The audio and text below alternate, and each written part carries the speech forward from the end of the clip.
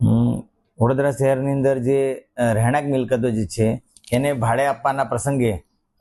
જો એક જ ફેમિલી એનો યુઝ કરતો હોય તો તેવા સંજોગોમાં ભાડુઆત તરીકેનો વેરો આકારણી કરવામાં આવતો નથી, એટલે કે રહેણાંક તરીકે જ આકારવામાં આવે છે. પરંતુ આવી કોઈ પણ મિલકતને જો પેઇંગ ગેસ્ટ તરીકે પીજી તરીકે ઉપયોગ કરવામાં આવતો છે તેવા મિલકતોને કોમર્શિયલ ઉપયોગ ગણીને તેની કોમર્શિયલ ધોરણે આકારણી કરવાની ફરજ પડશે. આ માટે આવનારા સમયની અંદર દરેક વોર્ડ કક્ષાએથી આ પ્રકારની કામગીરી કરવા ત્યાંથી પરિપત્ર કરવામાં આવશે અને તેવી મિલકતોની કોમર્શિયલ ધોરણે આકારણી કરીને વેરા બિલની વસૂલાત કરવામાં આવશે.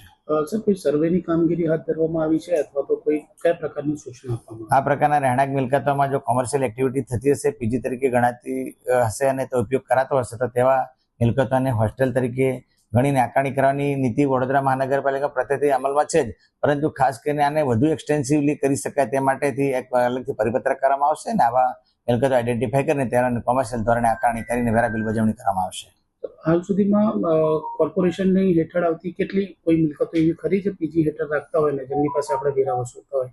એ તો હવે વોર્ડ કક્ષાથી માહિતી મળી શકશે, પરંતુ આ સ્ટેન્ડિંગ ઓર્ડર છે ને આ કોઈ પણ પ્રકારની મિલકતો જેમાં કોમર્શિયલ ઉપયોગ થતો હોય કે હોસ્ટેલ તરીકે ઉપયોગ થતો હોય તેમાં કોમર્શિયલ તરીકે આકારણી કરવાની નીતિ અમલમાં છે જ, પરંતુ વધારે આને એક્સટેન્સિવ કરવા માટે હવેથી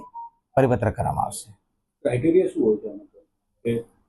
જે પીજીમાં જે રાખતા હોય એનું ક્રાઇટેરિયા શું હોય છે, એ લોકોનું પ્રોસેસ શું હોતો હોય છે સપોઝ કરાવવું હોય?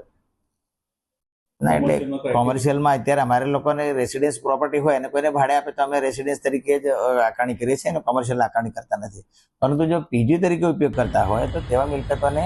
આપણે એને હોસ્ટેલ તરીકે ઉપયોગ કરીને કોમર્શિયલ દ્વારા આકારણી કરીશું.